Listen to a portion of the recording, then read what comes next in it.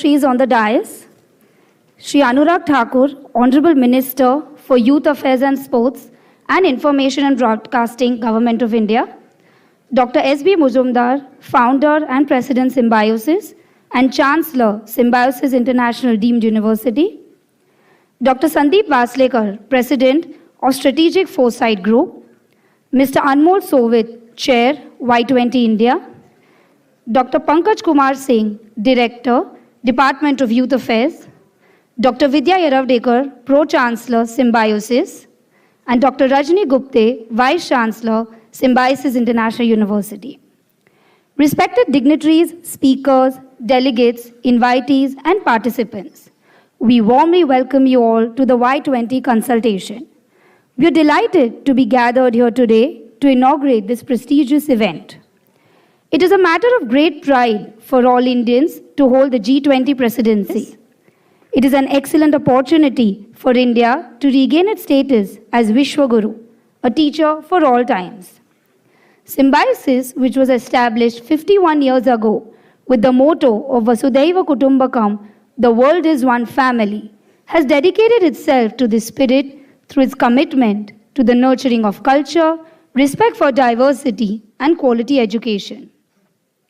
Today, Symbiosis has over 45,000 students from all states of India and from over 85 countries. The theme of the G20 presidency, One Earth, One Family, One Future, therefore resonates deeply with all students and staff of Symbiosis. Y20 is a prestigious event under the G20 presidency organized by the host country every year and is an official consultation forum for youth from all G20 member countries to be able to raise awareness of global issues, exchange ideas, argue, negotiate, and reach consensus. The theme for our Y20 seminar is Peace Building and Reconciliation, ushering in an era of no war, the philosophy of Vasudhaiva Kutumbakam. The 6 sub-themes of the seminar are Vikas Politics in India as an enabler in conflict resolution, climate action, gender-related conflict and reforms, education and legal reforms needed for social change. The second theme of the Youth 20 consultation is the future of work, Industry 4.0, innovation, and the 21st century skills. May I now request Dr. Vidya Yaravdekar, Pro-Chancellor, Symbiosis International University, to deliver the welcome address.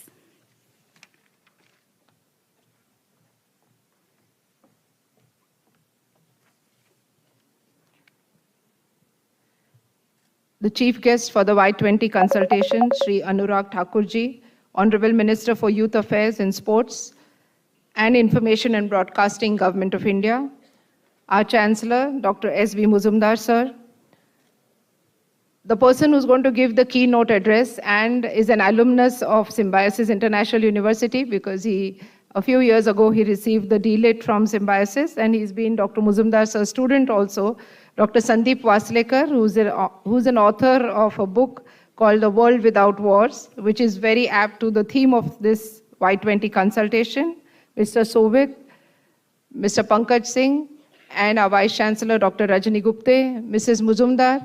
I can see dignitaries in the audience, Dr. Tutakne, Mr. Dara Damania, and several others, and my dear wonderful students, directors, faculty members, and special guests as speakers and as participants from G20 countries and even foreign students from non-G20 countries. So let me welcome you on behalf of Symbiosis International University to this magnificent campus spread over 350 acres, which is a home away from home for foreign students. Dr. Muzumdar sir will of course tell you the story of Symbiosis, and you've seen it in the presentation a few minutes ago.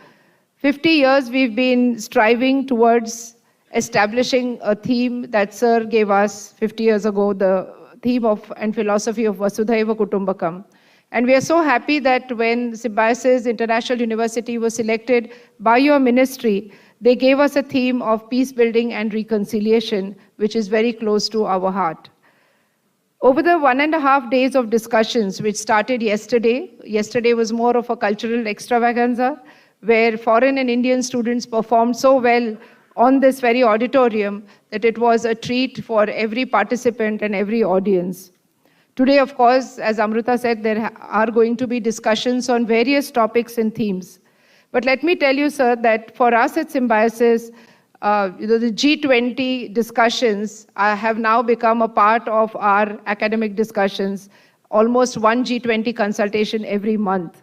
In the month of January, on the anniversary of Symbiosis, we started off with a cultural program based on the theme of One Earth, One Family, One Future, a cultural program depicting this theme by foreign students and Indian students on the same stage. This was a wonderful program. And then in the month of February, we had a G20 Festival of Thinkers where very eminent speakers spoke about India's presidency of G20. The speakers included Mr. Narayan Murthy from Infosys, and of course the External Affairs Minister, Sri Jaishankar, who brought in wonderful aspects of what G20 means to India. We also had other participants from Oman, Mr. Pankaj Khimji, as I told you on the way, and the Finance Minister of Bhutan. Yesterday again we had the Home Minister of Bhutan who came in and spoke on the Happiness Index. Again, something that is very close to the theme of the conference. In further months, we will be also having Mr. Harsh Shringla, the Chief Operating Officer of G20, coming in for a University Connect program. And then in the month of June, we will have the Vice Chancellor's Conference of G20 countries, which is Uni20, which will be on the sidelines of the Education Ministers' meet happening in Pune.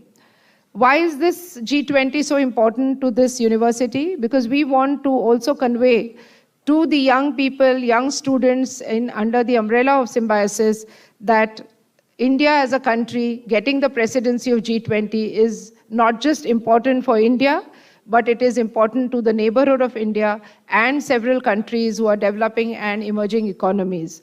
So while G20 consultations remain within the 20 countries, and of course a few European Union countries, but the impact is seen, as the Bhutan Home Minister yesterday said, on the neighborhood of these G20 countries as well. So whether it is consultations on trade, finance, infrastructure, education, or climate change, I think for students who may be studying in any discipline, this is very important. For you students who are sitting in the audience, I'm sure this is one of the most memorable days in your life. For you all to witness a function like this, to be a part of the consultation of the Y20, to convey your views and suggestions to the international debate or international deliberations that will happen in September in Delhi. I think this is something that this university has provided, and we must thank the minister and his ministry for providing us with this platform. So I'm sure over this one day, the discussions and deliberations that will take place in all the panels will go into the policy making of the discussions and deliberations at the G20 international deliberations that will happen in September. So with these few words, I welcome all of you, the delegates, the speakers, the participants, and of course, the dignitaries on the dais and off the dais. And I'm sure this will be an enriching day for each one of you. Thank you.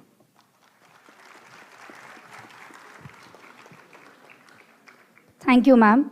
I now humbly request the dignitaries to join us for the lighting of the lamp.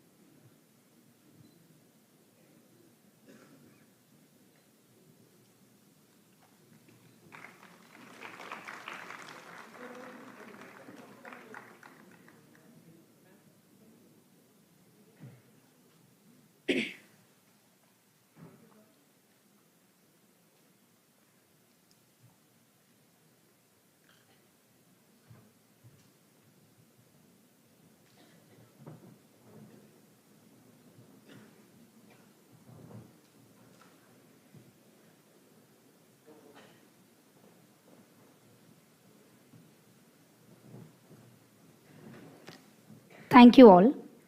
I request Dr. S.B. Muzumdar sir to felicitate Shri Anurag Thakur, Honorable Minister for Youth Affairs and Sports and Information and Broadcasting, Government of India.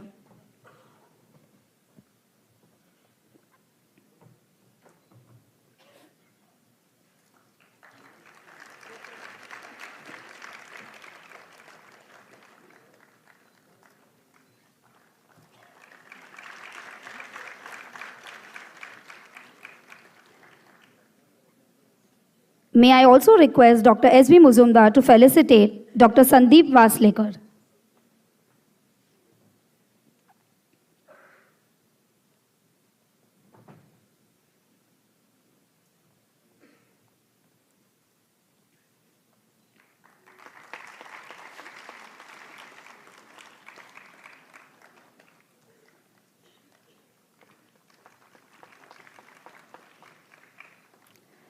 Thank you, sir. I request Dr. Vidya Eravdekar ma'am to felicitate Mr. Anmol Sovit, Chair, Y20 India.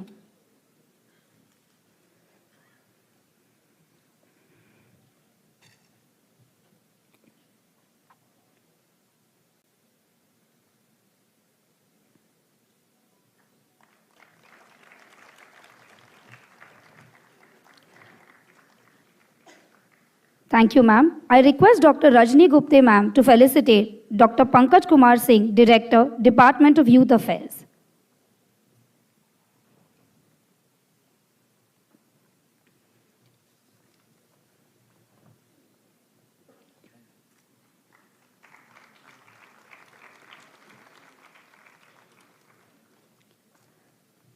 Thank you, ma'am. It is a symbiosis tradition to welcome dignitaries to campus by international students offering the flags of their respective countries as a symbol of international brotherhood.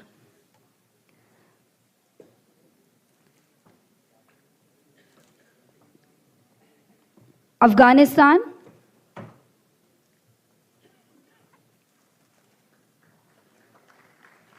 Australia,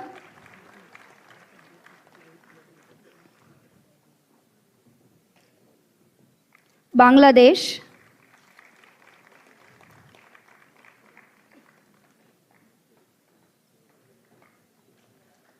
Bhutan,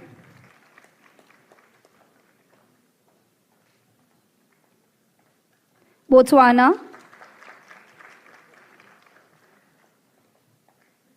Brazil,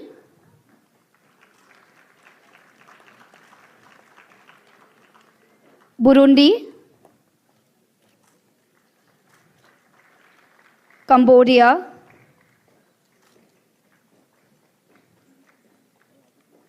Chad, Ethiopia, France, the Gambia, Germany, India,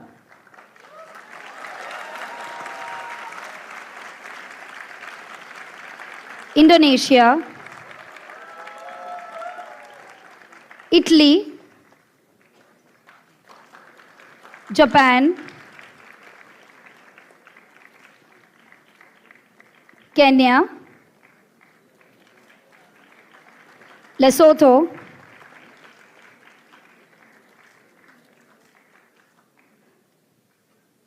Madagascar,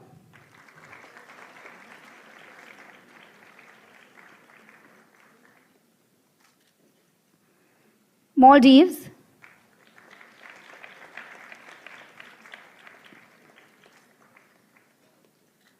Mauritius, Mexico, Nepal, Nigeria, Oman,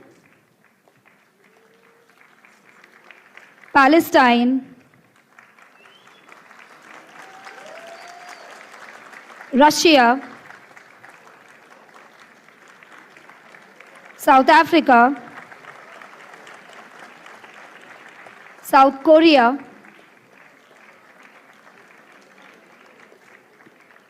South Sudan, Spain, Sri Lanka, Sudan, Tanzania,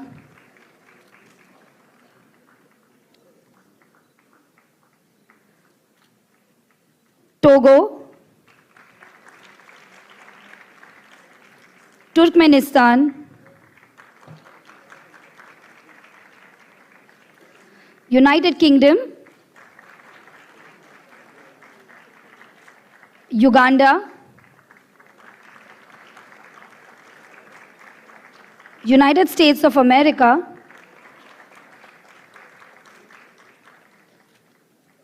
Yemen.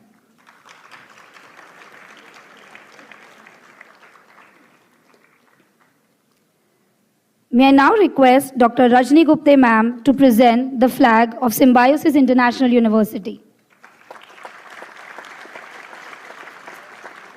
I now request Dr. S.B. Muzumdar sir to present the flag of the United Nations to our honorable chief guest.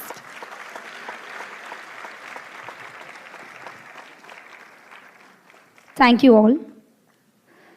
Thank you students for that beautiful presentation. This unity shows precisely what we at Symbiosis stand for. The world is one family. Dr. S.B. Muzumdar was a professor of botany in Fergusson College. Deeply touched by the hardships suffered by foreign students studying in India, he established Symbiosis in 1971 with a view to providing them with a home away from home. In recognition of his unique contribution to education and global citizenship, the Government of India conferred on him the Padma Shri in 2005 and the Padma Bhushan in 2012. I now invite Professor Dr. S.B. Muzumdar, founder and president Symbiosis and Chancellor Symbiosis International University, to address the gathering.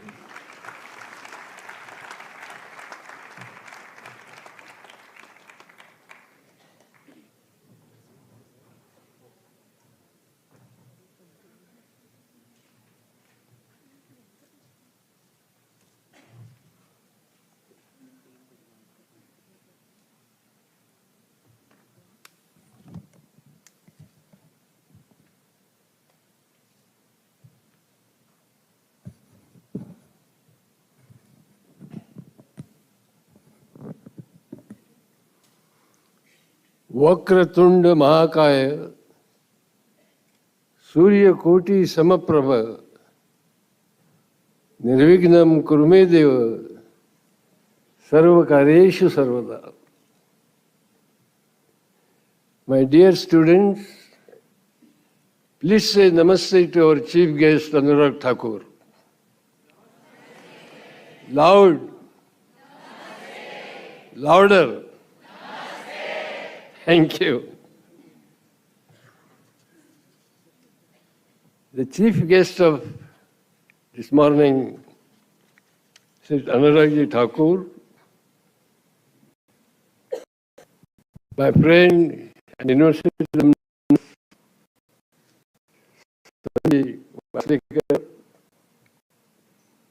Amal Soviet, Pankaj Kumar Singh, Vidya Erodekar, distinguished invitees, students from different parts of India and different parts of the world, I extend a very hearty welcome. Your presence has given uniqueness to this function. I'm really glad and happy that Government of India, also Government of Maharashtra, have given us an opportunity to host Youth 20 consultation.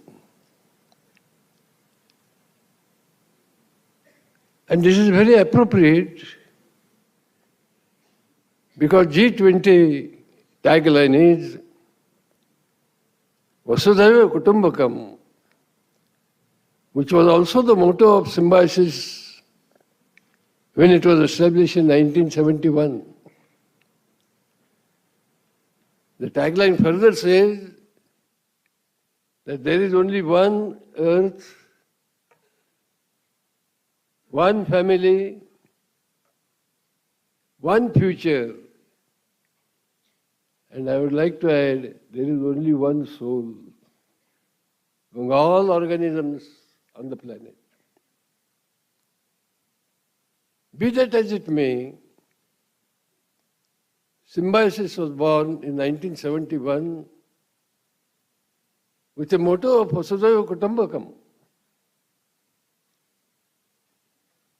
Anuragji, it would interest you to know that Symbiosis was not born as a university or a college. It was born out of compassion. A foreign student who was suffering from jaundice in Ferguson College Hostel inspired me to start a small organization which will bring foreign and Indian students together. It was not my intention to start university or colleges. We used to bring foreign and Indian students together on social and cultural occasions. But then we thought, perhaps I was a teacher, that education is the only medium to bring foreign and Indian students together in the hostel, in the classrooms, on the playground, and thereby promote international understanding between foreign and Indian students. And I'm very happy to tell you that during the last 50 years, thousands of international students have come out of the portals of university and occupying important positions in their respective countries.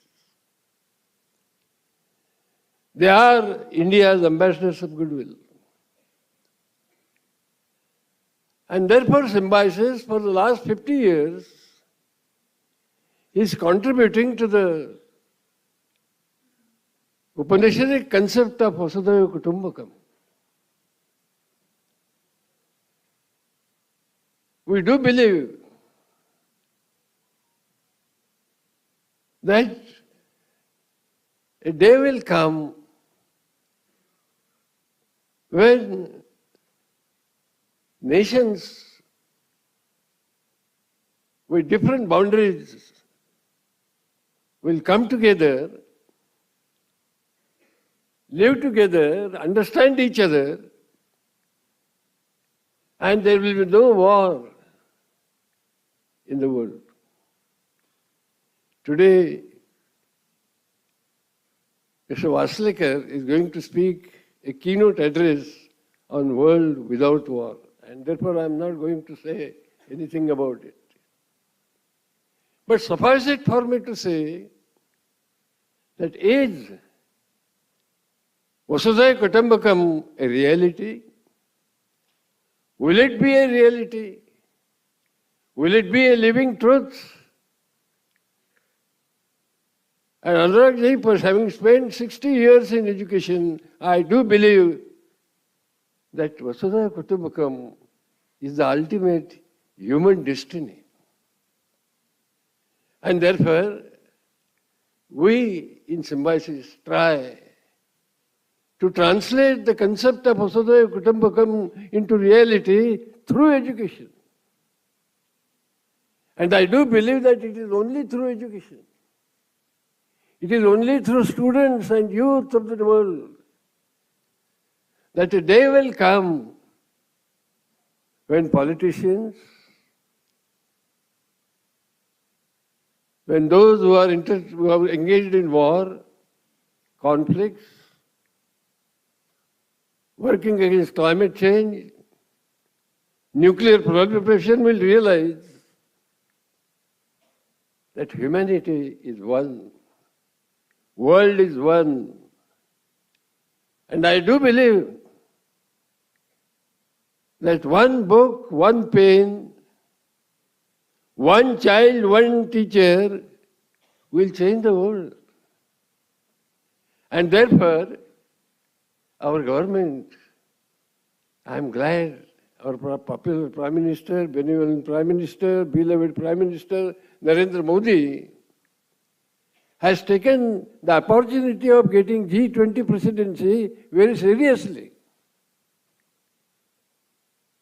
We have students from different countries specially come to attend this function. And I am happy that our faculty, our non-teaching staff, under the leadership of Vidya and Vice Chancellor,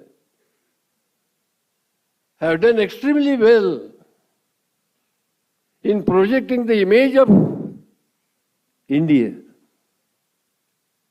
If someone asks me what India stands for, I will only say that it stands for Vasudhaiva Kutumbakam. And here I would like to end my speech with Sanskrit Upanishadic shloka. Ayam bandhurayam neti gadana laguchetasam udara charitanam to Vasudhaiva Kutumbakam. He is mine or he is another's occurs only to the narrow minds. To the broad-minded person, the whole world is one family. And sir, you will be happy to know that in every auditorium of Symbiosis, we have written Udara Charitanam to Vasudhaiva Kutumbakam. And the word Udara Charitanam is more important. Those who have broad minds, those who have kind minds, consider world as one family. And who else than a teacher? What else than education can accomplish this important task?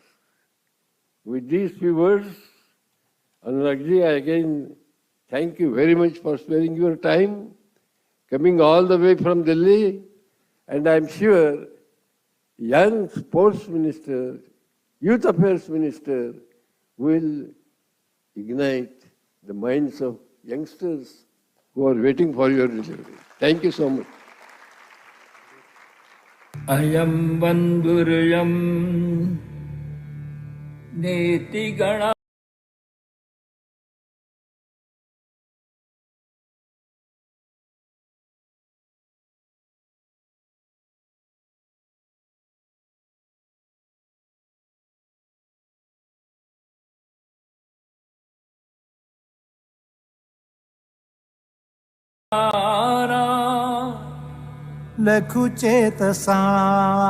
Managing future challenges. Under his leadership, SFG has worked with and on 50 countries from 4 continents, creating new policy concepts in conflict resolution, water diplomacy, and foresight. Policy concepts in conflict resolution, water diplomacy, and foresight for countries and society. He was active at the World Economic Forum annual meetings at Davos and a senior executive at the International Institute for Democracy and Electoral Assistance, Stockholm. Sir's recently published book on A World Without War touches upon multiple dimensions that impact global peace and is very relevant to the current theme of our Y20 consultation. I now invite Dr. Sandeep Paslekar to deliver the keynote address.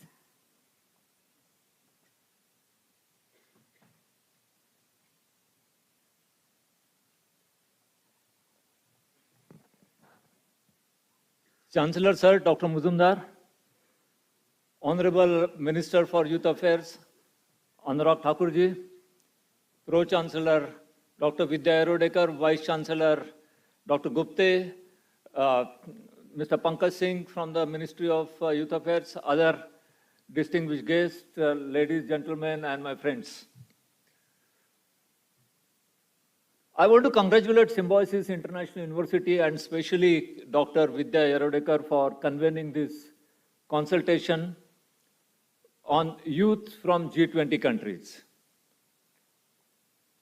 Whenever I think of young people, whenever I see young people, whenever I see young people in action, when I see young people doing studies, I think of one word, and that one word is future. I genuinely feel that young people about the future. And it's young people who will craft our future.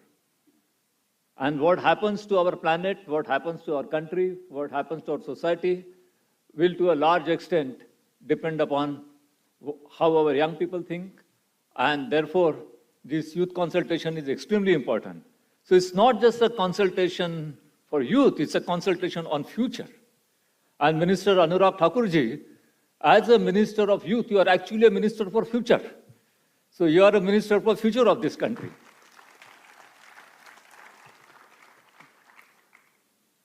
As the Chancellor mentioned, some time back, as some of you might be present, when my book, A World Without War, was launched. That was in November. Our External Affairs Minister, Dr. Jaishankar, invited me for a meeting soon after the book was launched. And when I met him in his office in South Block in Delhi, I asked him, I said, tell me frankly, do you think world without war is a utopian concept? Is it something feasible? And the response that our External Affairs Minister, Dr. Jaishankar, gave me is something I can never forget. He said, more and more nations are realizing that it is not in the interest of states to wage wars. And of course, he had Ukraine and other situations in mind, though he didn't specify them. And therefore, a world without war is not a utopian dream, it is a pragmatic necessity. And that's going to be my theme today. As I drove from Mumbai to Pune this morning, it took me 4 hours by car. And that also I started at 6 o'clock in the morning when there was no traffic.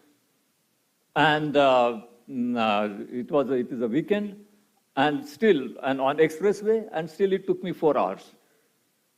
And I was looking at the sky, and yesterday the Russians detonated hypersonic missiles in Ukraine. And do you know how long it took for a hypersonic missile yesterday to travel the distance of Mumbai-Pune journey, which is about 220 kilometers. Can you all guess in your mind how long it would have taken for a hypersonic missile to travel the same distance that I took 4 hours by car? It took 1 minute. So that's the speed of hypersonic missiles.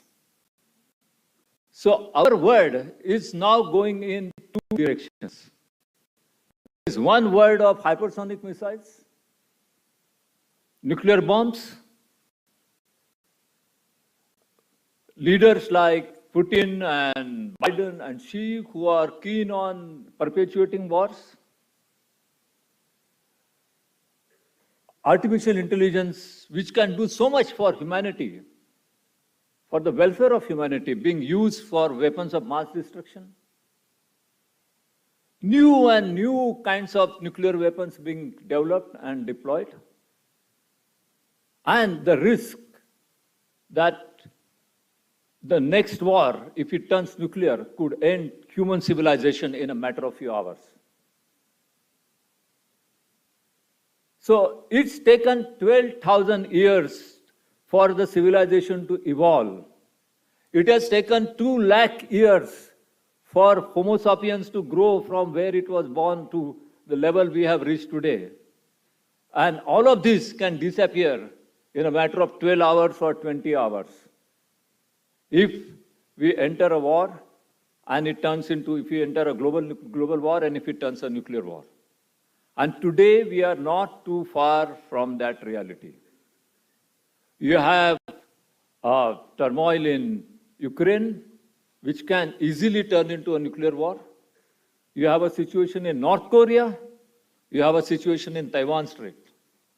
You have 3 hotspots in the world, which can turn into a global nuclear war in the course of next year, next 5 years, or next 10 years, or next 20 years.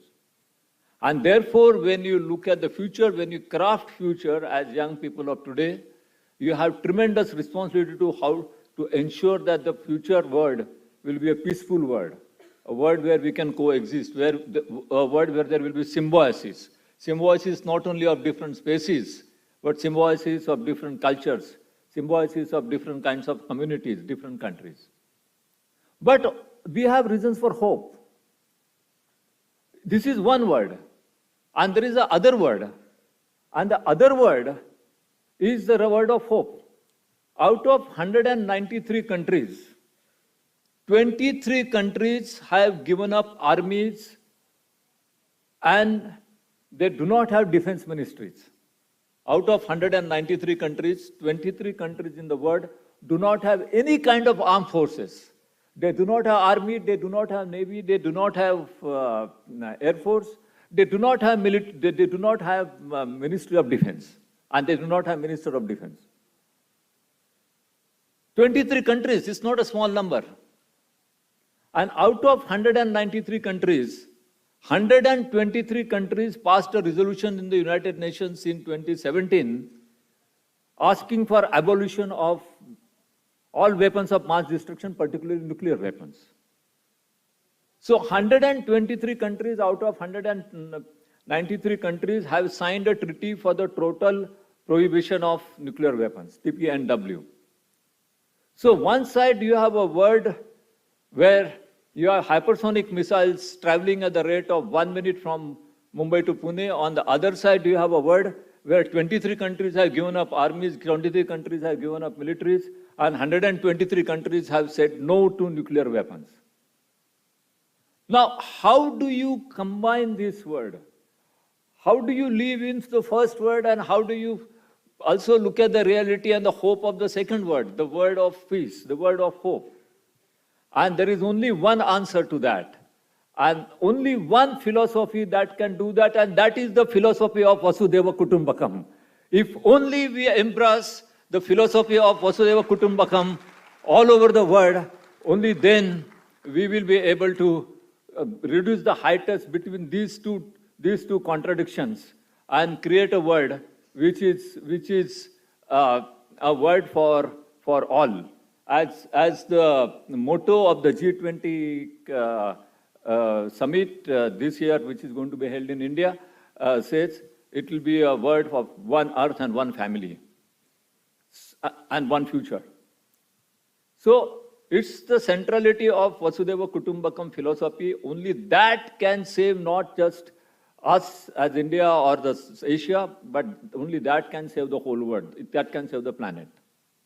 And Dr. Muzumdar, there is absolutely no limit to how much we should express gratitude to you for thinking of this philosophy of Vasudhaiva Kutumbakam 50 years ago and creating an outstanding institution and bringing together students from all over the world to make this philosophy a real living example in this city and in other cities wherever you have symbiosis campuses.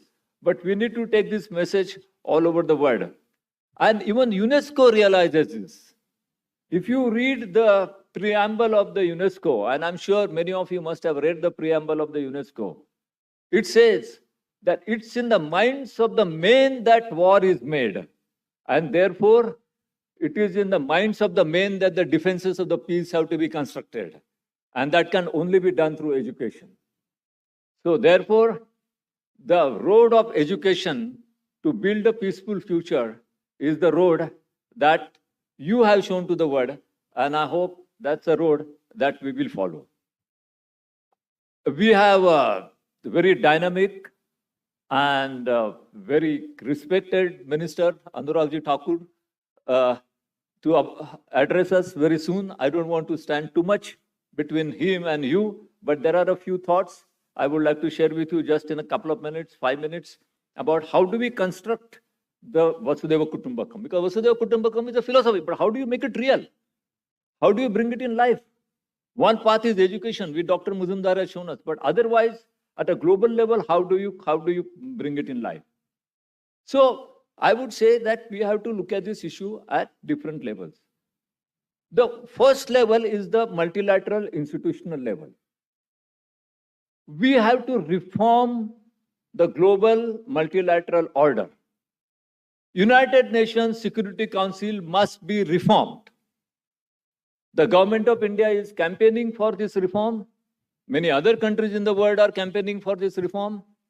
And people must stand behind all those governments which are campaigning for the reform of the United Nations Security Council. And this reform of the United Nations Security Council not only means that the new structure of the Security Council has to be democratic, not just reflecting the realities of 1945, but a structure that will reflect the realities of our century, of 2025, or even 2125. And it must give space to countries like India, Brazil, South Africa, and others. But we must also reform the United Nations from many other perspectives. Currently, veto has become, in the UN Security Council, an obstacle rather than an instrument of peace. Each time any effort is made to promote reconciliation, to resolve conflict, somebody uses a veto and stops an agreement. So there must be a revision of the veto system. There must be rethinking of the veto system of the UN. And even common people must demand that. You might think there is some ambassador sitting in the UN, he might do whatever he has to do. No, that's not the case. There should be a people's movement, there should be a public demand to reconsider veto and to stop the abuse of veto in the UN Security Council to create obstacles in the path of peace. There should be also revision of the structure of the United Nations. United Nations organization has become United Governments Organization. You only have ambassador, extraordinaries, plenipotentiaries, etc., sitting in New York. There is no direct representation of people in the UN. It's only the representation of states, representation of the governments which is there. So just like in India, we have two houses of parliament. Upper house, which is the representation of the states, and the lower house, Lok Sabha, which is the representation of people. In the United Nations also, there should be two houses.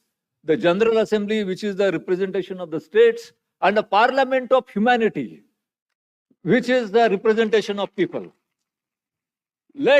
Minister, you are the Minister of Future. And for the future of the world, you should make a demand in the next cabinet meeting that India should work for creating a Parliament of Humanity in the United Nations. So the United Nations should be restructured, not only to make Security Council democratic, but also to establish a Parliament of Humanity. And there should be a strong conflict resolution mechanism to bring justice to the conflicts where superpowers are involved. Currently, United Nations Security Council only gets involved when South Sudan is involved, when Mozambique is involved, when Jordan is involved, when Israel-Palestine are having conflict. But if there is a conflict between US and Russia, UN Security Council does nothing. Tomorrow, there will be a conflict between US and China, UN Security Council will do nothing. So you need a conflict resolution mechanism to intervene when superpowers are involved. So we need very fundamental restructuring of the United Nations if you want to bring about Vasudhaiva Kutumbakam at the institutional level. Second, from institutional level, we have to go to the political level. We need politics of peace. We need politics of positivity. We need politics of conciliation. And the minister has been in politics in parliament for 20 years now, I think almost. So you know the benefits of politics of peace and politics of positivity. And that's the politics that we must advocate. And finally, we need a change at the philosophical level. And here again, I come to Vasudhaiva Kutumbakam. That's the philosophy we have to advocate. But we have to be aware that there are similar philosophies in other parts of the world. And they are not in the West. They are in the East. In Japan, there is a philosophy called Chikyu Kunzu Mishugi. It's difficult to pronounce. You can check on the net. In Africa, there is a philosophy called Ubuntu. They all mean the same. They all mean the word is mine, the word is family. I am because the word is here. That's what Ubuntu means. I am because we are. So we have to embrace the philosophy of Ubuntu. We have to embrace the philosophy of Chikyu Minjo Kushugi. We have to embrace the philosophy of Vasudhaiva Kutumbakam. And if we embrace this philosophy, if we bring about institutional changes, if we bring about political changes, if we play positive politics, if we bring about philosophical changes, this world will live for thousands and thousands of years and will not disappear in the next globe war, whatever may be the speed of hypersonic missiles. Thank you. Namaskar.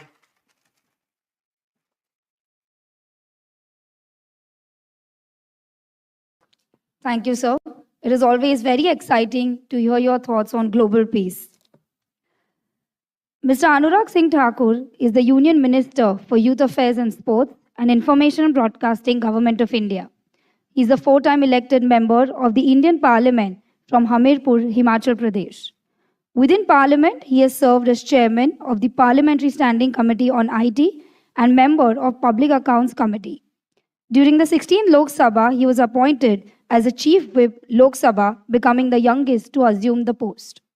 It is an honor to be in the presence of our chief guest. May I now request you, sir, to kindly address the gathering.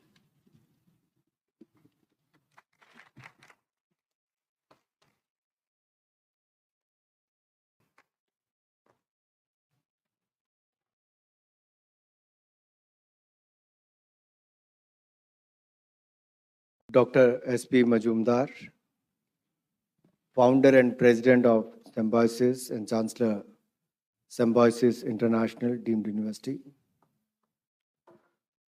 Dr. Vidya, Pro Vice Chancellor, Symbiosis, and Chancellor, Symbiosis International Deemed University. Dr. Sandeep Vaslekarji, President of Strategic Foresight Group. Mr. Pankaj Singh, Director, Department of Youth Affairs. Mr. Anmol Sovit, Chair, Y20 India. Dr. Rajni Gupta ji, Vice Chancellor, Symbiosis. Youth representatives, entrepreneurs, delegates, and friends from media. Namaskar, a very good morning to all of you. I'm delighted to be here in Pune, a city known for its thriving manufacturing industry that is home to some of the world's largest automobile, engineering, and electronic companies. Moreover, Pune's reputation as the cultural capital of Maharashtra and a leading education hub cannot be overstated. And I'm glad to say that we have representation of more than 44 countries, and we have 97 students from those 44 countries present here. Let us put our hands together and welcome them here. And we also have the winner of 36 such events happened across Maharashtra, 72 students from various parts of Maharashtra who have come here. I welcome you all and thank you for being here. So with over 10 universities and 100 institutes, this city has been a beacon of knowledge and culture for generations, attracting students and scholars from around the world. Being here among the enthusiastic, creative, and talented youth fills me with a sense of pride and joy.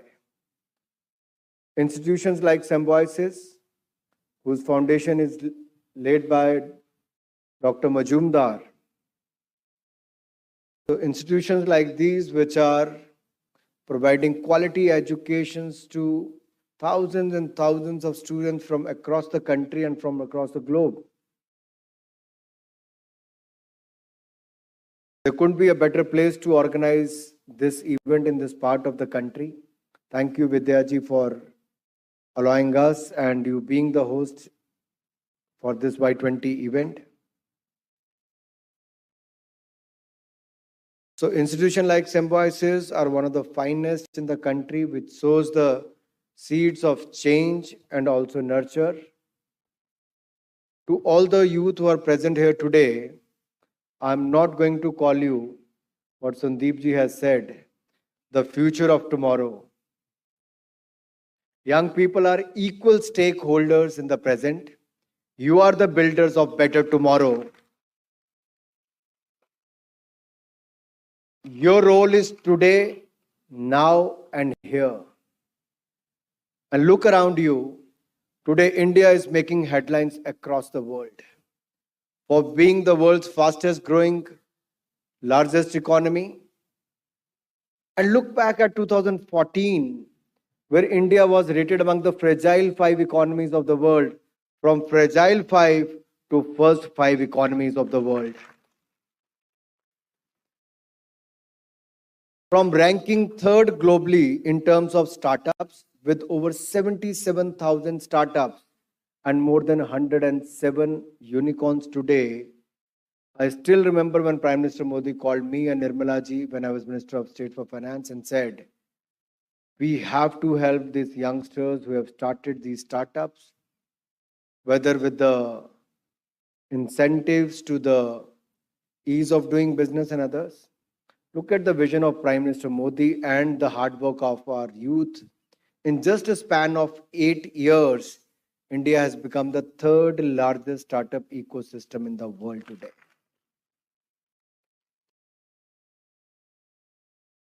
From being the first responder to a humanitarian crisis anywhere in the world, I still remember when Sushma ji started the mother thing.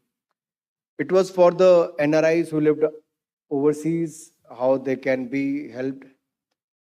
But if you look back, few years back, India was a recipient. मदद मांगने वालों में से था, आज भारत मदद देने वालों में बन गया है, ये बड़ा अंतर है. If you look at the crisis in Nepal, earthquake crisis, or if you look at the crisis in Turkey or Syria, India was the first responder. That is the change we see today.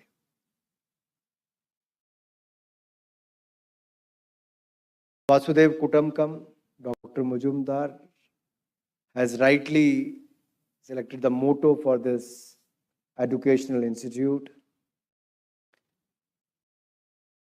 Sandeep ji was saying how we can fulfill this Vasudev Kutumbakam.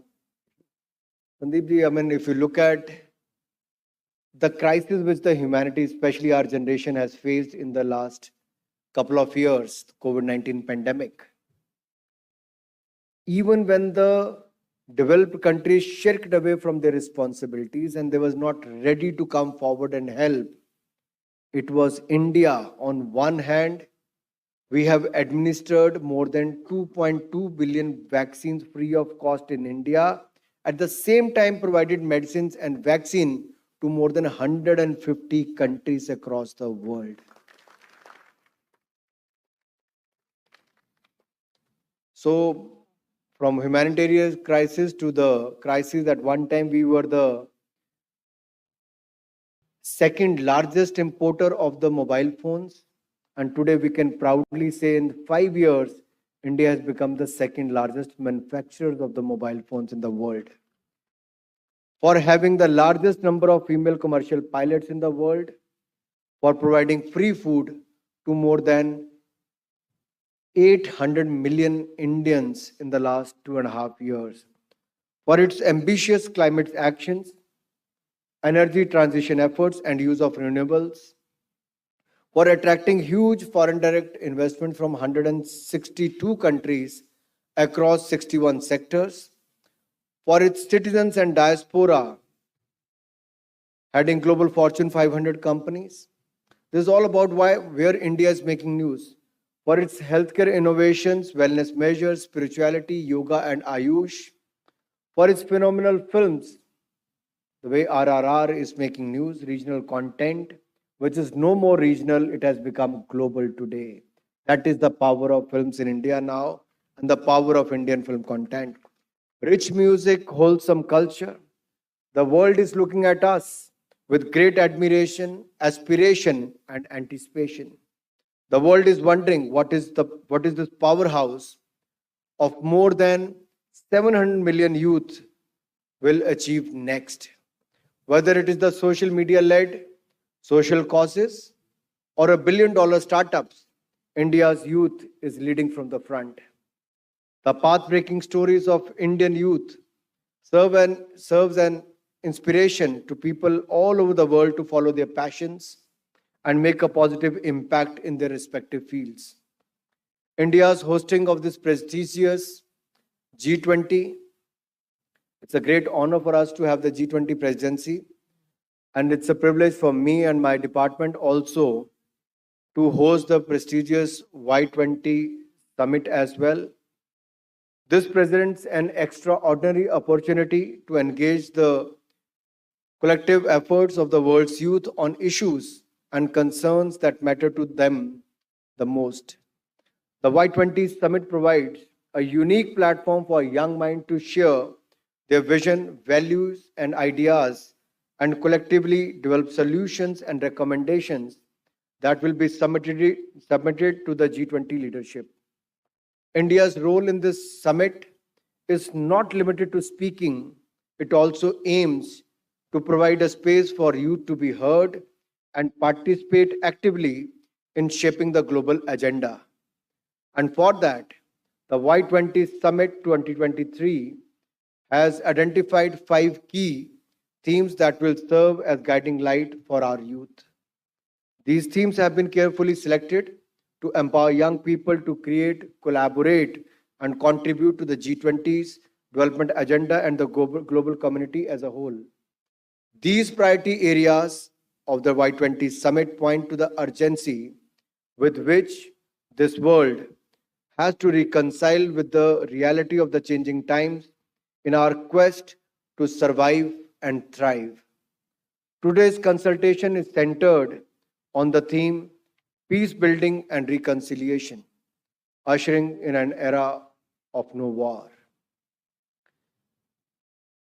Dr. Sandeep ji has already given his words of wisdom, thrown some light on that topic. There are many ways in which you can view this.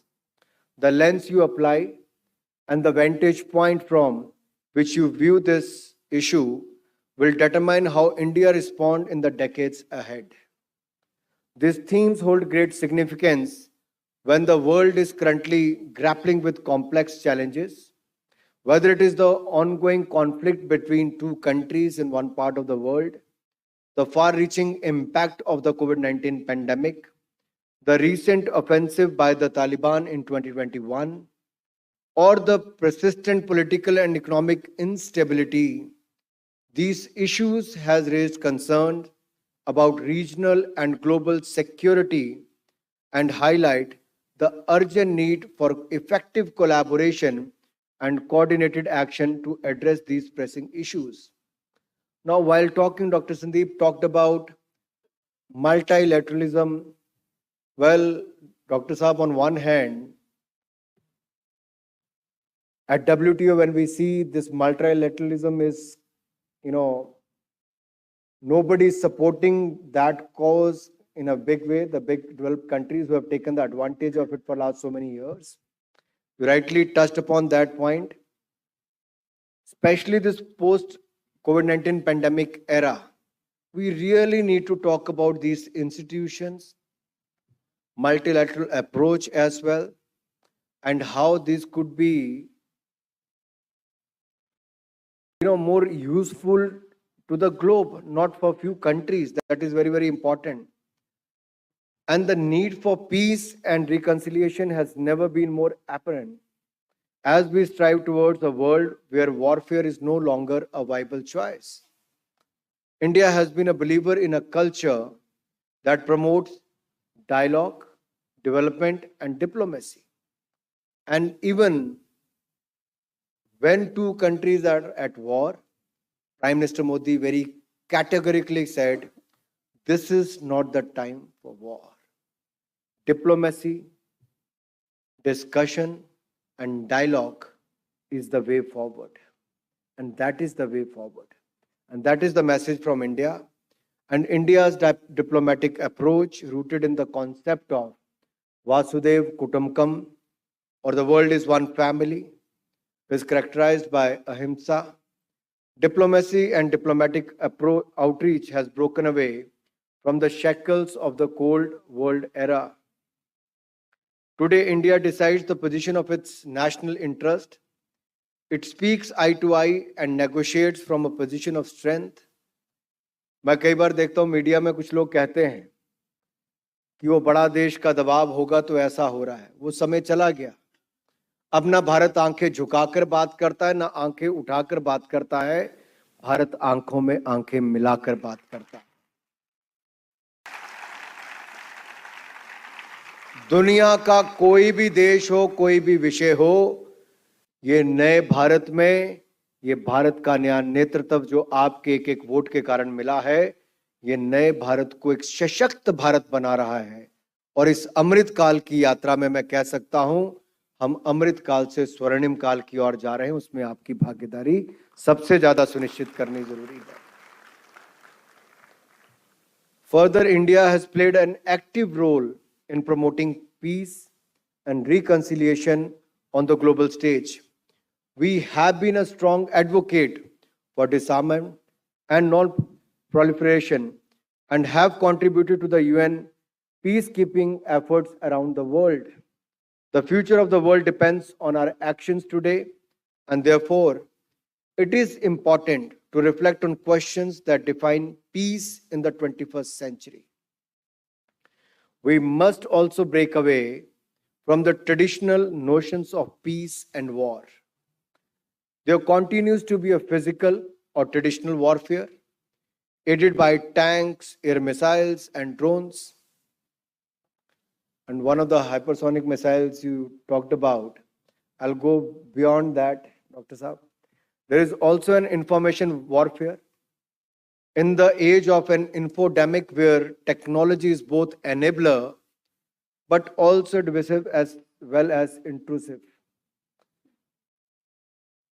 There is also noise and clutter, which is leading to a war within our bodies and an unhealthy lifestyle leading loss of mental peace. And that is the most important part.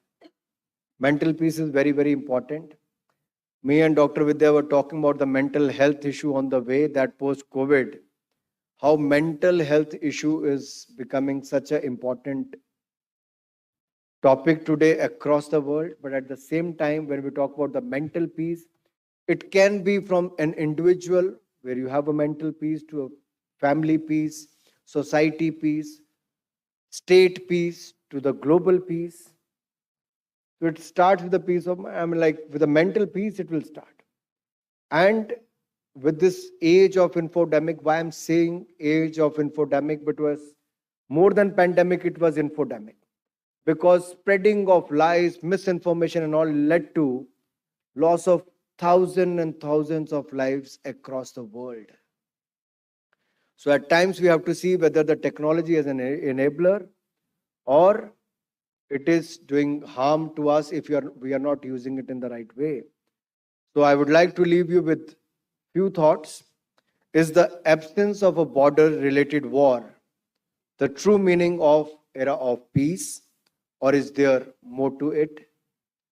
How will we tackle the war of words on social media, the noise, the clutter that is disrupting our social media space? In fact, is the nature of the platform such that it feeds these algorithms such content when posted? How will you meet the challenges faced by lifestyle choices that have unleashed a war on your health? How will you reclaim your peace, space, and sense of happiness in an age where we are constantly connected and even disrupted by the technology? How will we respond to global emergencies? Will we beat the repercussions of climate change and food scarcity on a war footing? As we look to land on the moon again and Mars one day, how will we as civilization respond to injustice beyond our borders on this planet? Will we look away to find peace or promote the values we believe in? Is peace just a symbol? Is it the absence of violence? And what makes a society, community, and nation peaceful? I leave you with these questions with the hope that further discussions and active involvement of the young minds present here, you will arrive at a deeper understanding of the challenges we face as a society, as a humanity, and the ways to resolve them at the Y20 Discussions Forum. Going beyond the topic of today's topic, I'll just take 2-3 more minutes because India is also celebrating the 75 years of independence, Azadi Ka Amrit Mahotsav. And Prime Minister Modi has talked about the 5 resolves during his 15th August speech from the Red Fort. मैं तो आपको केवल याद करवाने आया हूं कि अमृतकाल में हमारे युवाओं की भूमिका भी क्या है, और विशेष तौर पर हिंदी में इसीलिए इसको बोल रहा हूं क्योंकि आपसे जुड़ा हुआ है। और जब मैंने कहा कि आप वर्तमान भी हैं, भविष्य को गढ़ने वाले भी आप ही हैं, तो अमृत महोत्सव मनाते हुए पंच प्रण को याद करना बहुत आवश्यक है, क्योंकि पहला प्रण विकसित भारत के निर्माण का है। हमें भारत को विकसित भारत बनाना है।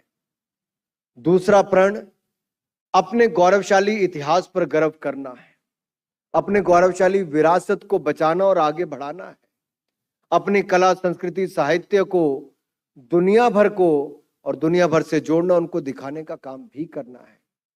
आस्था के केंद्रों के साथ साथ आधारभूत ढांचा बनाकर अर्थव्यवस्था के केंद्र भी बनाना है। तीसरा, गुलामी की सोच, उस मानसिकता से बाहर निकलना है। 75 वर्ष हो गए आजाद हुए, गुलामी की मानसिकता के साथ आगे नहीं बढ़ पाएंगे। नई सोच इस नए भारत को एक विकसित और सशक्त भारत बनाने में बहुत लाभदायक सिद्ध होगी। चौथा प्रण एकता और एकजुटता। हम अलग अलग जाति, धर्म, संप्रदाय के अलग अलग भाषाओं को बोलने वाले लोग हैं, लेकिन विविधता में एकता ही इस भारत की सबसे बड़ी ताकत है। और मैं चाहता हूं इस एकता और एकजुटता को बनाए रखने के लिए आज के युवा को मिलजुल कर आगे आना होगा। और पांचवा प्रण, हर नागरिक को अपना कर्तव्य पालन करना। अगर कोई भी ऐसा क्षेत्र जहां बदलाव देखना चाहते हैं, तो बदलाव का शुरुआत आपसे क्यों ना हो। हम चाहते हैं शिक्षा के क्षेत्र में बदलाव हो, तो क्यों ना आप अपने जीवन के अगले 25 वर्ष उस विषय को समर्पित करें जहां पर आप बदलाव देखना चाहते हैं। पर्यावरण में बदलाव देखना चाहते हैं, पानी के संरक्षण में बदलाव देखना चाहते हैं, स्वास्थ्य के क्षेत्र में बदलाव देखना चाहते हैं।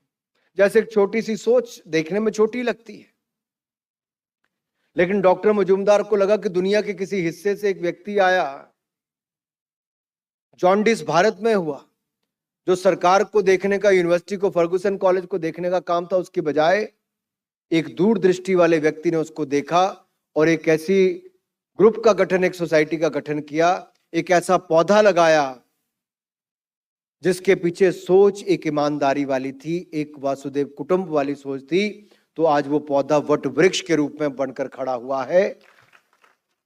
तो कहीं ना कहीं आप भी अपना नागरिकों का कर्तव्य पालन करते हुए किसी एक क्षेत्र में जब आप काम करेंगे, तो आप देखिए, आप 25 वर्षों में देखेंगे बहुत बड़ा बदलाव आएगा। और अगर 140 करोड़ भारतीयों में अगर मैं 70 करोड़ युवाओं की बात कर रहा हूं और अमृत काल से स्वर्णिम काल की इस यात्रा की बात कर रहा हूं, तो आपकी भागीदारी के बिना वो अधूरी है। ये देश हमारा है, हम सबको जान से प्यारा है। हम लोग बात तो करते हैं बलिदान देने वालों की, बलिदान बहुत सारे नौजवानों ने दे दिया, देश के लिए शहीद हो गए, फांसी के फंदे भी चूम लिए, गोली भी खा ली, लेकिन उनका बलिदान व्यर्थ नहीं जाना चाहिए। आपको बलिदान देने की जरूरत नहीं, आप अपना योगदान देने के लिए तैयार हो जाइए। आपका योगदान ही देश के लिए बहुत होगा। और मैं आशा करता हूं ये योगदान बहुत पीसफुल सोसाइटी को बनाकर, हम जिस सोच को लेकर आगे बढ़े हैं उसको आगे बढ़ाते हुए अपने भारत को आगे लेकर जाएंगे। और जो स्वामी विवेकानंद जी का सपना था कि 21वीं शताब्दी भारत की हो, मैं जैसे जैसे एक एक करके, कहते ना आपकी आंखों के आगे से पर्दे हट रहे हैं एक एक करके, पिछले कुछ वर्षों में जितनी तेजी से बदलाव होते हुए देखा है, केवल अर्थव्यवस्था की दृष्टि से नहीं, पूरी दुनिया में भारत के नेतृत्व को मानने की जो एक शुरुआत हुई है, आज दुनिया भारत की ओर एक उम्मीद के रूप में देख रही है। World see hope in India, in India's leadership today. So we have to live up to the expectations.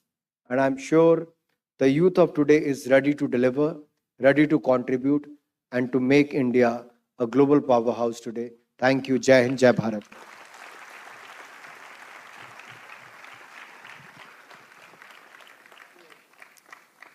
Thank you very much, sir. It was an absolute pleasure to hear you. The Honorable Minister will now conduct his youth dialogue, Yuva Sawad, Yuva Mantri ke Saath. Sir, we have many of our students who have written to us with their questions. We have selected a few questions and those students are in the audience. So can we take those questions now? There's a mic. Can we have Aparna from Symbiosis Law School?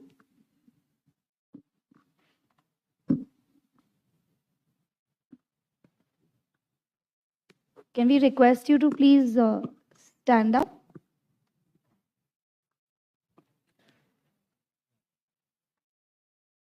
What we can do is, you can call the next speakers also on the stage, because that will save time rather than to take mic from one place to another. Okay. That can also be. You can Yeah. call Three, four students. Yes.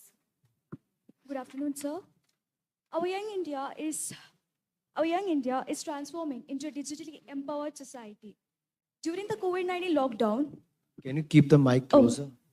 during the COVID-19 lockdown, there has been a drastic shift towards social media platforms. So my question is, what measures can we take to combat this digital harm, since there are online exploitation, harmful content, and fake news and misinformation that are prone by the young people? We can take 3-4 questions at one go and I'll reply. Okay. The next is Yasin from Sudan.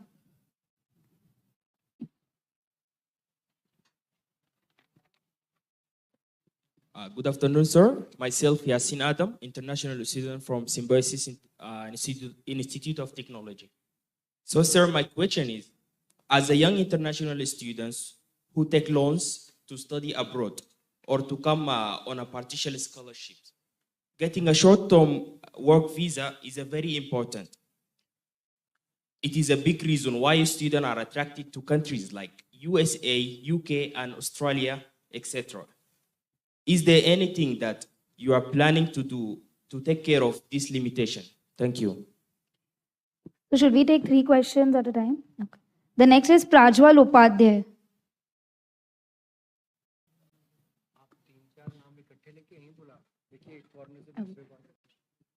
Next is Jerin and Prarthana. Can you all be ready? Good afternoon, sir.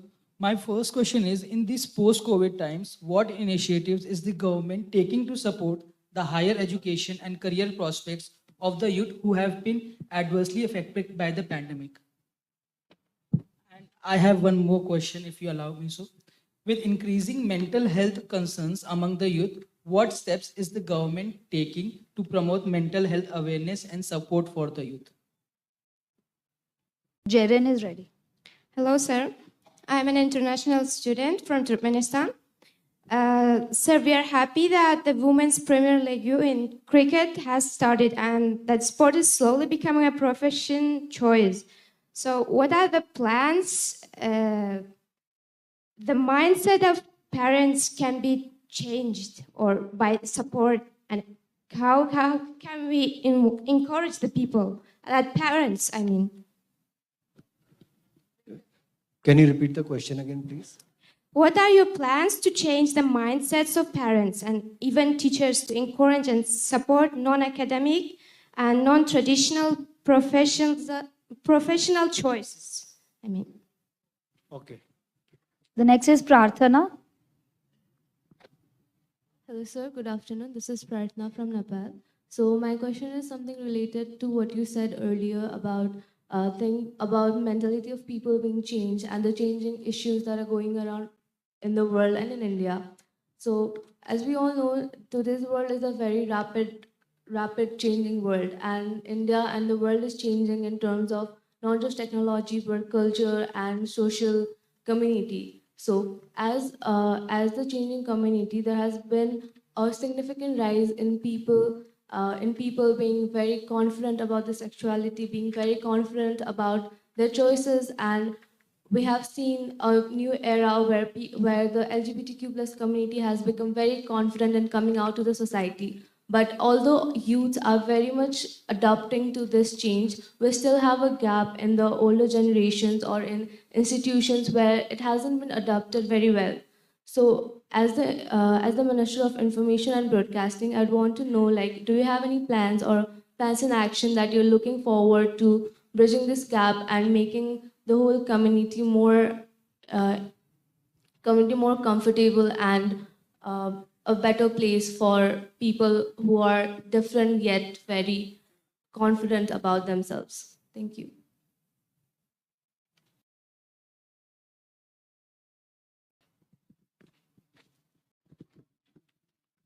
So thank you for these questions. You rightly mentioned about the social media space, and I mentioned it during my speech also.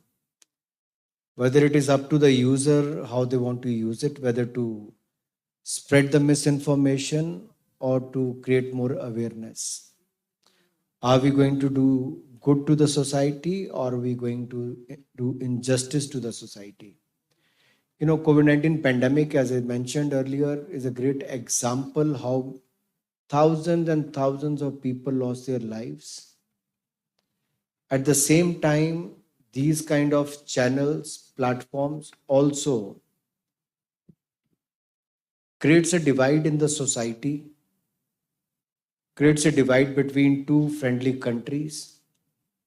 From time to time, the government of India has taken action against those channels, platforms who spread misinformation, create divide, or a threat to the safety and security of our country. So that's what we do. At the same time, there is a Press Information Bureau. They have started the fact check. So any news related to the government, you can go on the PIB fact check and they can check it and throw back to you that whether it is right or fake. So that's what we are doing. But unfortunately, there are many such news which are not related to government, and knowingly or unknowingly, most of the people, they just forward it for the sake of forwarding it. My request to you will be, till the time you are not sure whether that is right or wrong, don't share such news which create the divide in the society or misinformation. There are many self-claimed fact-check such companies in India who are not authorized. So I think they also have agenda. I don't want to get into the political thing, but many have an agenda behind that. And we have seen that in the past also. Yasin talked about the short-term work visa, I believe. And I'm not aware as of now. I take that as a suggestion from you, because you are seeking for that should be the option for students in India. For the higher education, on one hand, we can say proudly say that after 34 years, education, on one hand, we can proudly say that after 34 years, the government of India has come out with a new education policy. It is well accepted by all sections of the society. And also government is focusing more on the skill part as well. If you look at this year's budget, major focus is on training of millions of Indian youth in the future works skills, for example, 21st century skills like artificial intelligence, Internet of Things, coding, machine learning. So these will be the focus areas, and there will be 30 new Skill India international universities, or not university, but the centers opened up across the country. And there will be 3 centers of excellence for artificial intelligence, and 47 lakh youth will be provided stipend by the government in the next 3 years. As far as the higher education is concerned, there is more focus on the quality education. Not only the number of universities should be, one after another should be opened. It's a large country with 1.4 billion population. And the number of students going for the higher education is also increasing with each passing day.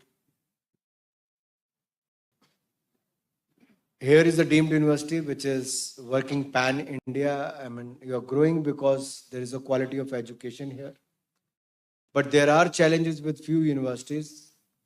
But many who are doing extremely well, like Symbiosis, is already, you could see it from the placements, campus placements to other students who are doing well. The government of India, whether on the side of budget, there is no shortage of funds in the budget.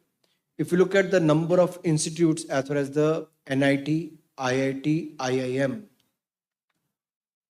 the number of India took 70. They took about 70 years, for example, to have, I don't remember the exact number of IIT, but I can say that more than 70% we have added in the last 8 years. जो वो 60 साल में नहीं कर पाए, हमने वो 8 साल में करने का काम किया है. Higher education.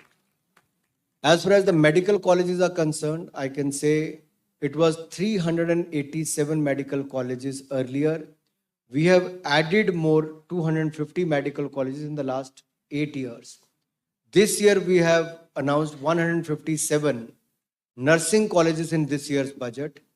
So the total number of medical colleges will be 590 plus this year. AIMS, there were only 7 AIMS. Today, in 2014, there were 7 AIMS. Today, there are 22 AIMS in the country. पहले लोग दिल्ली भागते थे, अब दिल्ली में जो AIIMS के doctor हैं उनको देश के अलग अलग राज्यों में भेजने का काम भी किया जा रहा है. So not only the education but also in the health care. Because here also Dr. Majumdar and Vidya ji, not only the university, they also run a medical college for women and a 900-bed hospital, free of cost for others also to have those services and benefits as well. So government is also doing their part as far as the higher education is concerned. Mental health, yes, that's a challenge and we are working on that. I have already spoken to Dr. Vidya and we are speaking to other stakeholders also. How with the Youth Affairs Department, we can work and also with the Education Department to have more awareness among the masses. There should be more people with a degree to help people under stress and really work in the area of mental health. As far as the sports is concerned, yes, in India, if you look few years back, there was a saying, पढ़ोगे लिखोगे बनोगे नवाब, खेलोगे कूदोगे तो हो जाओगे खराब, ये कहते थे. आज ये बदल गया है. पढ़ोगे लिखोगे तो बनोगे नवाब, खेलोगे कूदोगे तो बनोगे लाजवाब, होंगे लाजवाब. And we have seen, especially for the girl child, because there's a girl, I think from Turkmenistan, she asked this question. The mindset has changed, especially when the Prime Minister himself is supporting sports. He wants India to be the sports superpower by holding events, creating infrastructure, having more facilities for the sports. The budget has increased in last 8 years 3.3 times from 2014 to 2023 now.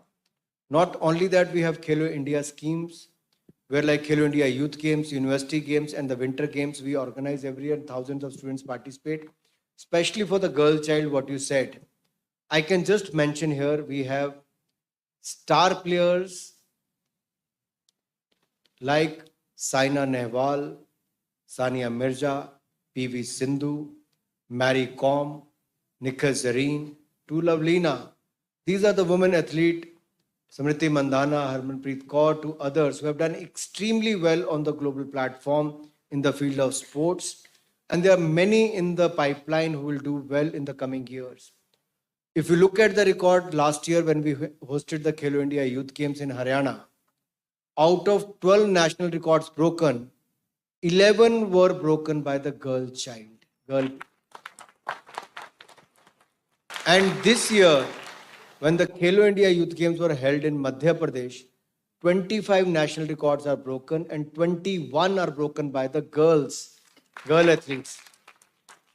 And you mentioned rightly, I think during the beginning of your question, the voice are not very clear. I think you talked about the Women Premier League, which started in the field of cricket after Indian Premium League. I can just quote an example, what I did in my, I became Himachal Cricket President Vidyaji when I was 25 years old. And it was an uphill task, like Majumdar Sahab, jaise aapne pahad chuna tha. I was also, I liked the mountain where I wanted to build a stadium. But I was very young, I was just 25, 26.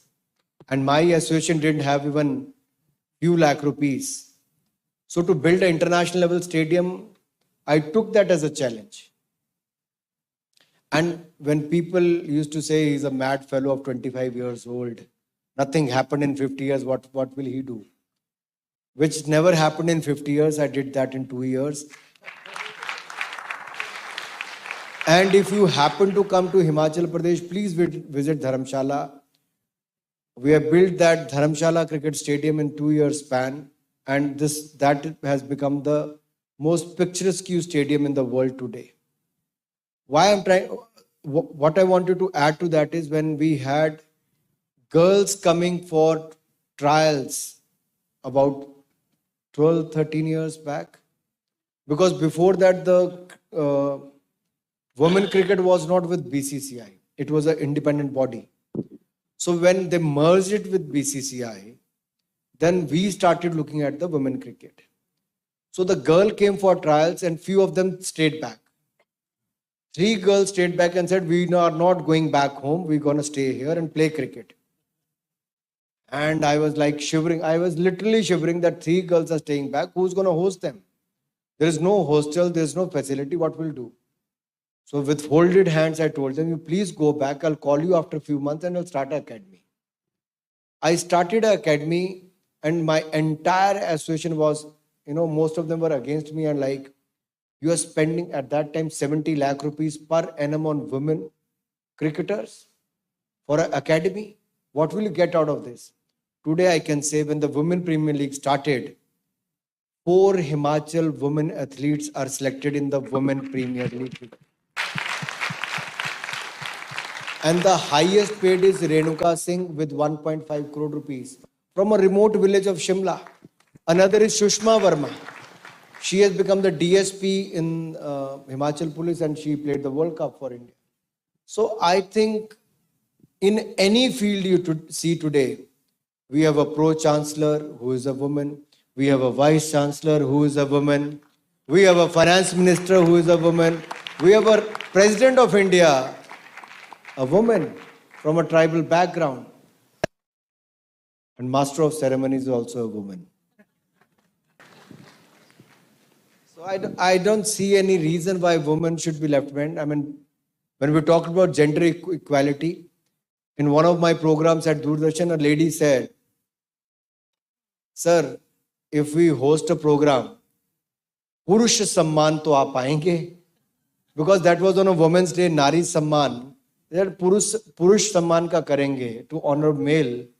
Will you come? Will you come? I was a little taken aback कि ये क्यों हो गया. तो वो दिन भी जल्दी आने वाला है मैडम. पुरुष दिवस भी हमें मनाना पड़ेगा मुझे लगता है. And when we talk about the LGTB,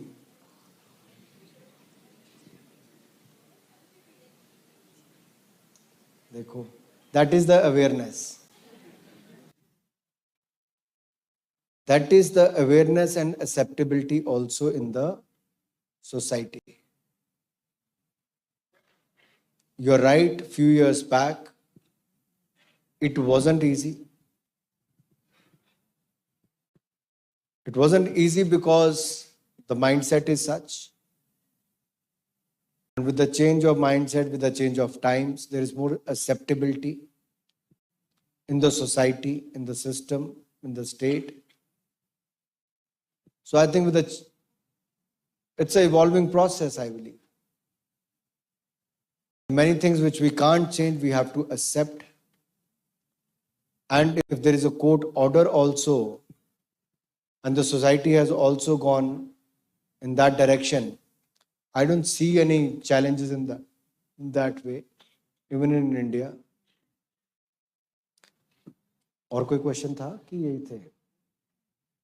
So the next question is Mr. Wali from Afghanistan. While Wali gets ready, I will call out a few names. I request the students to kindly remain standing so that it's easier for the volunteers to identify you all. Mishita Seth, Ithi Arun Kumar, Sachin J, Karthik Jhawar, and Hiya Udvani. If you all can please stand up and remain standing. Yes, Wali. Thank you. I'm happy for the opportunity that has been given to international students through Symbiosis International University. Sir, I have a question that how does your respected ministry plan to ensure that media outlets provide balanced coverage of political events and wide biased coverage or reporting, especially of international events? Thank you. Wali, you have to speak again. I'm sorry, sir.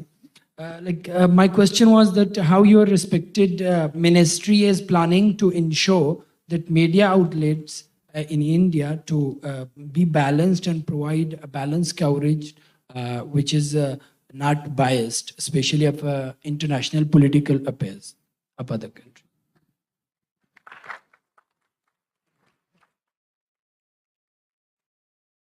Mishita Seth, you have the mic. Good afternoon, sir, and to all the dignitaries present here. My question is that, being the youth of today, even I have a vision in mind that I want to contribute towards sustainability. So, how do you think that the youth of the country can contribute towards economic growth and sustainability?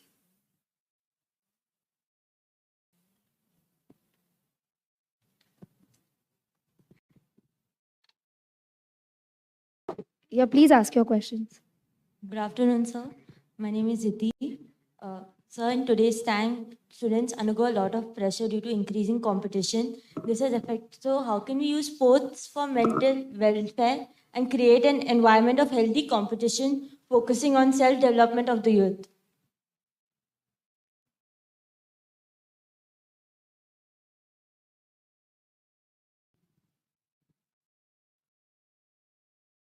Good afternoon, everyone.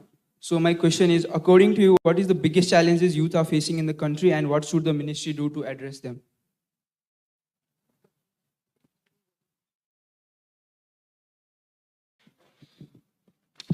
Good afternoon, sir. I am Hiya Udvani and I am from SCMS. We all know that cricket is religiously followed in India, whereas other games are not given that much of importance. So what are the steps you as the sports minister are taking to develop other sports? Can you repeat your question again, please? Okay. We know that... Are you trying to say cricket is the most popular game and... I'm saying cricket is religiously followed in India and other sports are not given that much of importance. Which other game do you follow? So badminton. So what are the steps you as the sports minister are taking to develop that?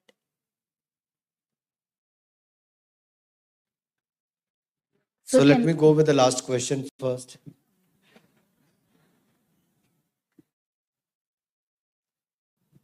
So I grew up playing cricket actually. My father was a professor and he wanted me to join army.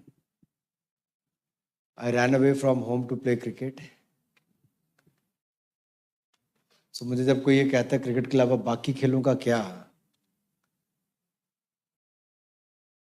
I think the time has changed.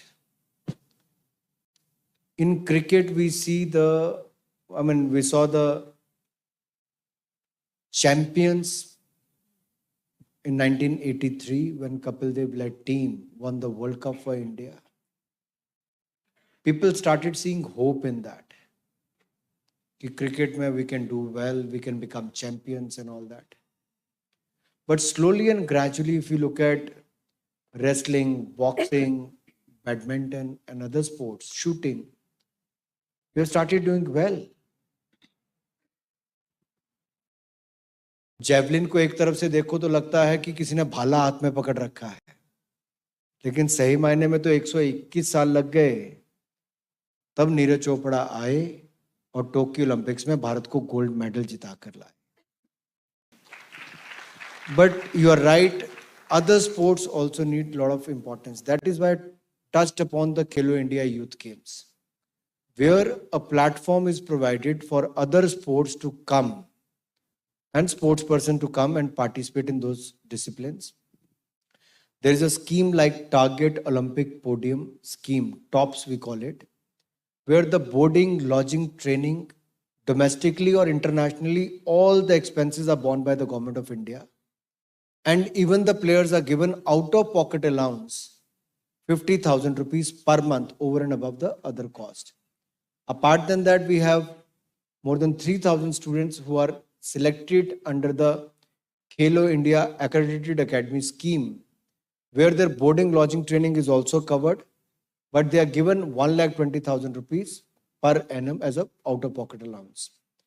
We run many 23 National Center of Excellence and few such site training centers across the country. We are opening 1,000 Khelo India centers.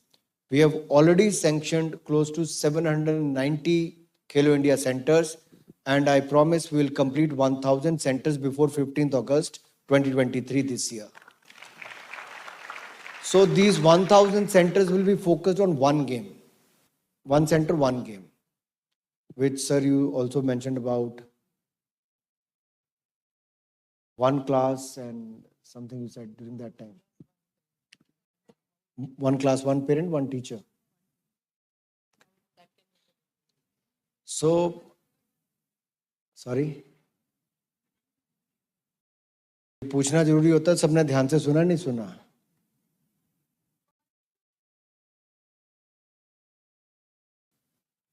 Very good. So finally, we also found one who replied, "You are passed." So I was talking about sports, and these centers will be for ex-players who have played at the national level, and they will become the coaches and train the athlete in various parts of the country, and they will be paid for their services every year. So as of now, we are opening a lot of centers across the country for other sports also. But let me tell you, for your knowledge, sports is a state subject. The primary responsibility is of the state governments. But the center, because Prime Minister takes a lot of interest in sports, so we are putting a lot of efforts into that. Yes, sports is equally important to stay mentally and physically fit, what you mentioned. For a person like me who works for 17, 18 hours every day, it becomes very, very important either to work on breathing. I think when you're sitting in your classroom, you can work on your... करता आप में से कोई योगा कि नहीं करता? Center for Yoga hai. I think that 10 minutes can also get you back, I mean, your physical activity, whether playing badminton or running on a treadmill or on a playground. And I'm glad to see the campus where from one part to another, you have to either walk or cycle. I think they keep you mentally and physically fit, Vidya ji. Biggest challenge youth faces? Who doesn't face a challenge? Is there anyone out here who doesn't face any challenge? Everyone is facing a challenge. From the richest man on the earth, from the most powerful nation on the earth. All I can say is, परेशानियों से भागना बहुत आसान होता है. हर जिंदगी में एक मुश्किल इम्तिहान होता है. भागने वालों को कुछ नहीं मिलता जिंदगी में, लड़ने वालों के कदमों में ही जहां होता है.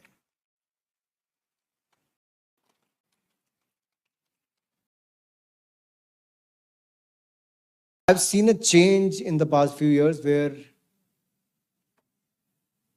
on one hand, the youth was always looking for jobs. Today, from job seekers, they have become the job givers, from startups to entrepreneurs. When we talk about the women, one of the questions was how economic growth and stability can come. I'll quote you a small example of Lijjat Papad, which started in one part of Maharashtra, not very far from here, where 7 women came together with a loan of, say, about 80 rupees, if I remember it clearly. I mean, 7 women came together. They formed this self-help group. Today, that group is of 45,000 women. They make 48 lakh papads every day, 4.8 million papads every day. And their annual turnover is 1,800 crore rupees today.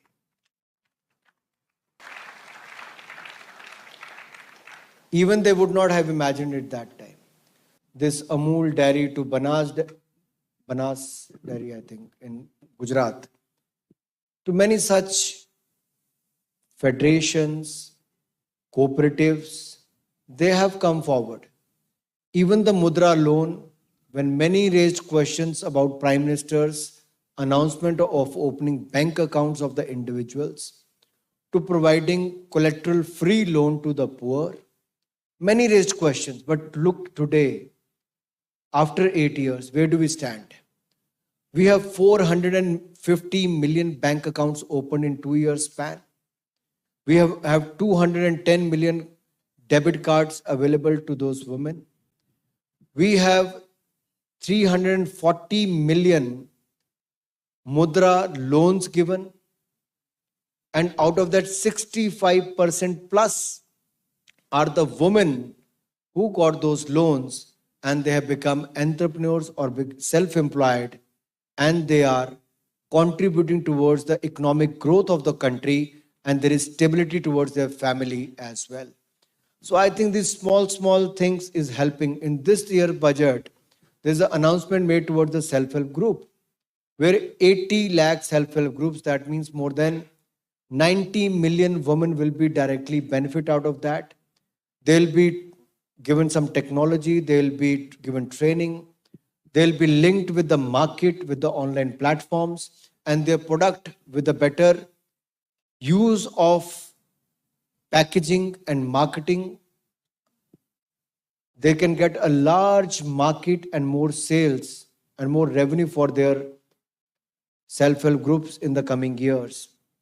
So I think in one way or the another, we can all contribute towards the growth. One of the examples is just outside this hall. If you look at the product of those self-help groups,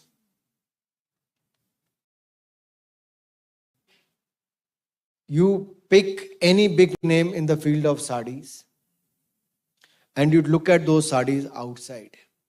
They are equally good, the kind of work they have done. If you look at the copper work to the coconut waste, that, what do you call it? Coconut shell waste. Look at the products they have made. Isn't that the economic growth or the economic contribution in our economy? Yes, there is. Waste to wealth. इस बार हम बात करें गोवर्धन की बात करें 500 such Govardhan plants we're going to be put up across the country. Not only that, for the India is going to be the global hub for the green hydrogen. From waste to wealth, we have such beautiful examples in the country. So I think economic growth lies everywhere. We just need to look at the opportunities wherever they are available, and especially during the pandemic time. By bringing in reforms in this country, Prime Minister Modi has opened the door in the field of defense, space, coal, mining, and other areas. And we have seen where Indians used to contribute for others' program at NASA or in the Silicon Valley. By just bringing in reforms, within less than 12 months, an Indian satellite, a rocket, has been launched successfully, and we'll see many more such in the coming years. So हर क्षेत्र में हो सकता है, हमें केवल media outlet, I think somebody raised that question, is it? To check Wali. on the media outlets, I think somebody raised that question. Mr. Wali. From Afghanistan. Afghanistan से तो मुझे एक ही बात याद आती है. Do you understand Hindi? क्योंकि we have a lot of Afghani brothers and sisters living in Delhi and other parts of the country. I still remember Afghanistan president came and he visited us a few years back.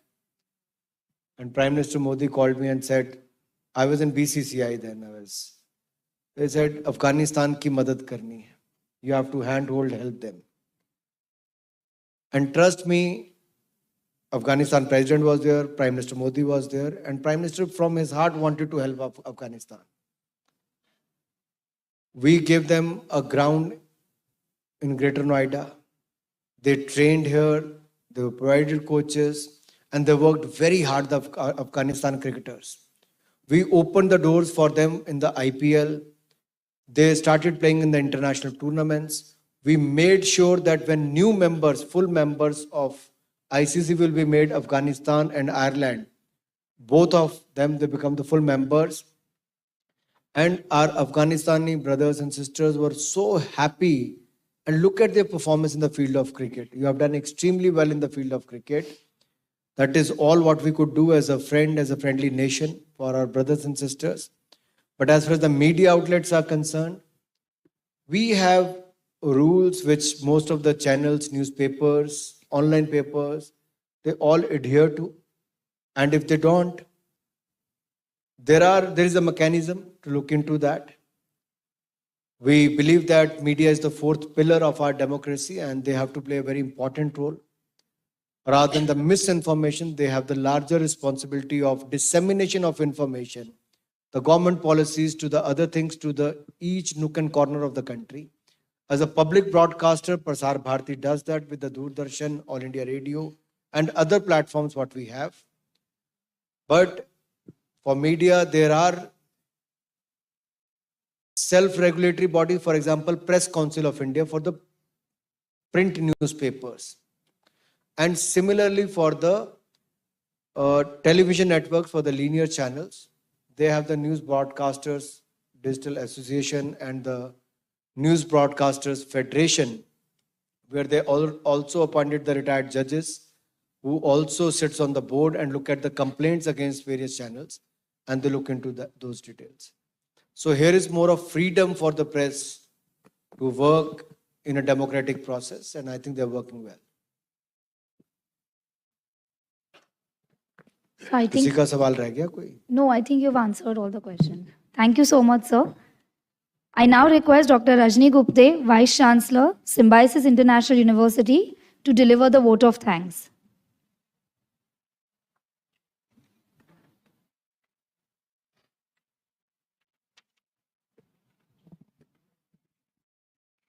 Respected Dr. S.B. Muzumdar, the founder of Symbiosis and the Chancellor of the Symbiosis International University, our esteemed chief guests this morning, Shri Anurag Singh Thakurji, Honorable Minister for Youth Affairs and Sports and Information and Broadcasting, Government of India.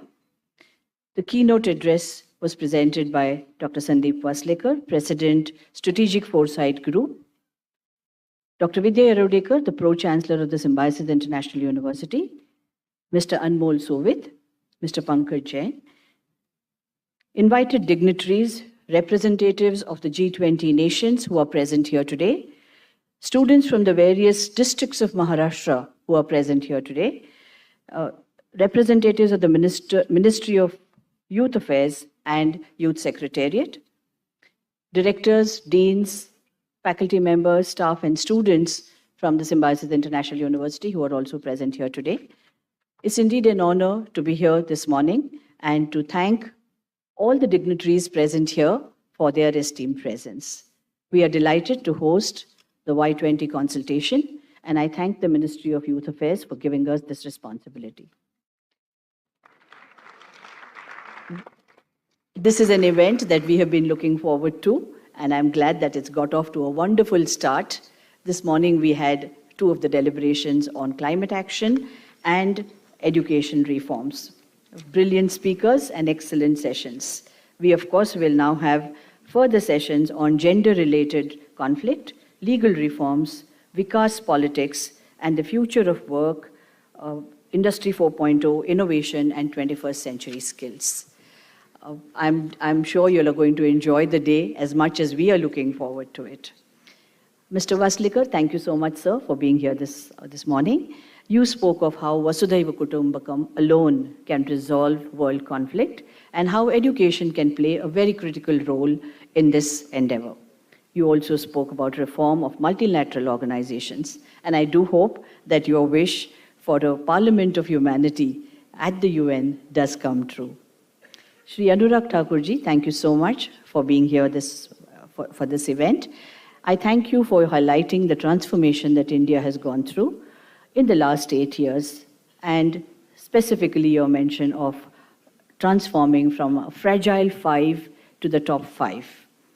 Also, you emphasized how there has been a large change in healthcare, in use of renewables, and how India has outperformed other nations in all these. You focused on India's focus on dialogue, diplomacy, and discussion, and peacekeeping efforts.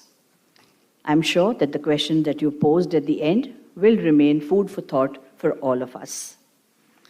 Let me also thank the representatives of the 44 countries who are present here. This is an opportunity for discussions and debate.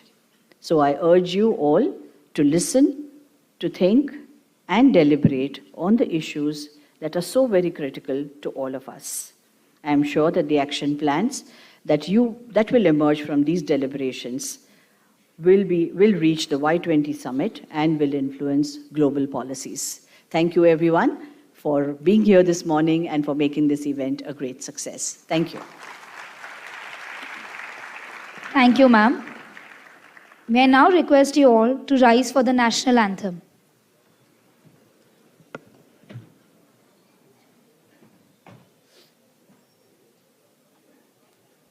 गणमन अधिनायक जय हे भारत भाग्य विधाता पंजाब सिंध गुजरात मराठा द्राविड उत्कल बंगा विंध्य हिमाचल यमुना गंगा उच्चल जलधि तरंगा तव शुभ नामे जागे तव शुभ आशीष मांगे गाहे तव जय गाथा जन गण मंगलदायक जय हे भारत भाग्य विधाता जय हे जय हे जय हे जय जय जय जय हे